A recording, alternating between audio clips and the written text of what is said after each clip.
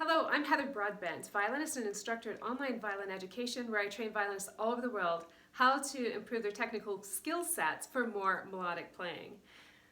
Here we are at day 3 of the challenge, where we are going to have one finger on each string, so no more open strings. I'm going to give you a little exercise for you to kind of explore this idea, and you have a PDF etude, another etude that I've written, where you get to incorporate a finger on each string. Okay, so first off, let's discuss this. So we want to make sure that your bow is still going, you know, beautiful balanced bow stroke. And then what we do with the left hand, we're going to have the first finger down on the D string for E. Okay, and then we're going to explore playing that with the other fingers. So we'll have, let's check the E, first finger with open A. And then let's play E and C together, so 1 and low 2, and then 1 and high 2, C sharp, and then the 1 and the 3, which is a minor 7th, and then the octave, 1 and 4. And the 1 and 4 is really gorgeous and sounds beautiful when it's in tune. If it's not in tune, oh, cringe again. So it's a great way to check to make sure that your 1 and 4 are set up properly and that you are in tune between your 1 and 4 for the octave, okay? I'd like you to do that on every string. All right, step 2. Let's take our 2, let's put our 2 down on the D string for F natural, okay? And what we're gonna do is have the other fingers on the other string. So we're gonna check our F with open A. All right, and then F, and let's do B natural. You can go ahead and check B flat if you wish for a perfect fourth, and then B natural. And then let's go ahead and go to F and D, third finger, and F and E, okay, with the fourth finger. All right, and again, I'd like you to do that on every string. Next step, let's go ahead and put the third finger down on the D string, okay, and then let's play our first finger, so G and B, and then G and C, low 2, G and C sharp, where they touch across the strings. It's really good to know exactly how they feel. That's our tritone, and then G and E. Okay, now I'm purposefully skipping the fifths, all right, and I'll talk to you about that after we finish this exercise. And after we talk about the fifths, and you're a more advanced player and want to explore the fifths, you can. All right, within this sequence. Okay, so let's go ahead and now place the fourth finger on the D string, okay? So check it with your open A that it's in tune. And let's go ahead and play, if you want, you can do B flat, and B natural, C, C sharp, D. If you really want to, you can throw a D sharp in there. You see how my third finger comes behind the 4, and it flattens out this knuckle here to come behind the 4, to get that really tucked behind there. That 4 and the 3, okay? So that is a fun exercise, very, very thorough about the fingers, playing one on each string, and go ahead and do that on every string combination. So I demonstrated it on D and A.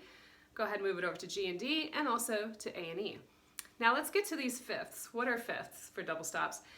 You know, the violin is tuned to fifths, so our open strings are tuned to fifths. So what that means for our left hand is when we play the same finger on 2 different strings, that's a fifth. And you may be saying, what the heck is a fifth? Maybe you don't know what a fifth is.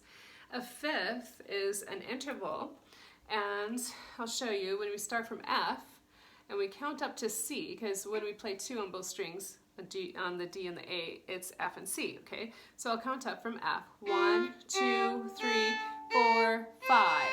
Okay, so that's a fifth, the interval of a fifth.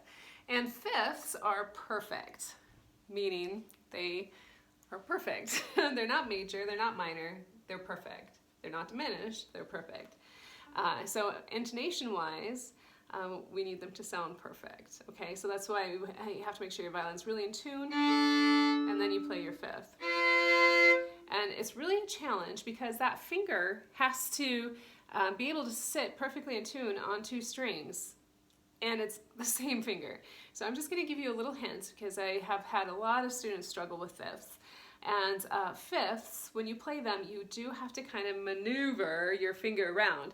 If I played this fifth and I played it the same way that I would play normally, it's actually pretty in tune, But when I play fifths on the instrument, it's really good to have your fingernail actually look at you, because if you think about the shape of your finger is round at the tip. Most of us have round fingers at the tip. And in order to play a fifth, we need to have the finger be almost like it's straight across, like a fret, okay? And in order to do that, we might have to kind of twist the finger a little bit. And so if you have trouble getting your fifths in tune, explore having your fingernail actually look at you and get that finger. I'm moving the other fingers out of the way so you can see. You don't want to play like this, but I'm just moving them out of the way that you can see. So you have that finger kind of look at you. So I'm going to give you what it looks like. All right, so this is what it looks like. All right, so that finger has the nail looking at you instead of going to the side in order to get a fifth in tune. Okay, so that's just a little hint on fifths. All right, now the etude that you have today is pretty exciting. Another one that I've written, and it's on the A and the E string. The last etude you had is on D and A, so I'm kind of mixing it up a little bit for you. So I'll just play a little bit of the etude for you so you can hear it.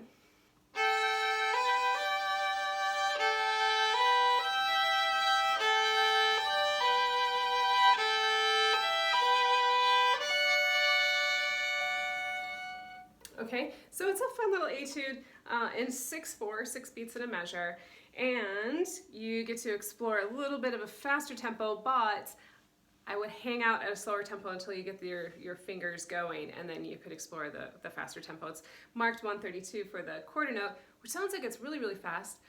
It's not insanely fast, but just work it out at a slower tempo and then increase your speed. So have fun with these fingers and your double stops. And I would love to hear from you in the Facebook study group. Be sure to pop in there, just comment, yes, I did the challenge, I did this portion, or I did this portion, or I did all of it. I played the etude. You can even post a video of you playing the etude. That would be wonderful to see. And the next day of the challenge, we're gonna be diving into triple stops. Now that you've got these 2 strings at once, we're gonna be going into the 3-string world. I'll see you then. Ciao.